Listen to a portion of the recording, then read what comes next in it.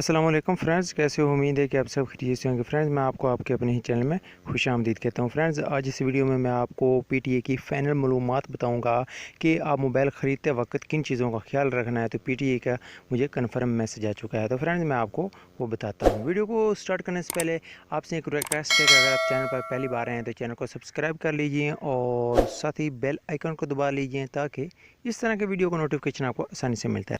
तो video start कर लेते हैं। तो मैं मैसेज को ओपन करता हूं जो मुझे पीटीए की तरफ से मैसेज मिला है।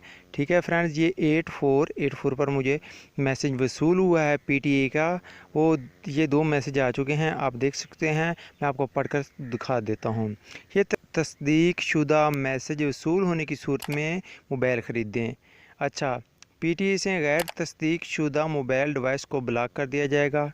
मोबाइल डिवाइस ख़रीदने या इस्तेमाल करने से पहले मोबाइल डायलर में *0*#06# डायल करके 15 हिस्सों का एमई नंबर हासिल करें और फिर उसको 8484 पर मैसेज करें। अगर पीटीए की तरफ से आपको मैसेज आ जाता है कि ये तस्दीक शुदा है तो आप मोबाइल ख़रीदें, अदरवाइज़ आप मोबाइल ना ख़रीदें।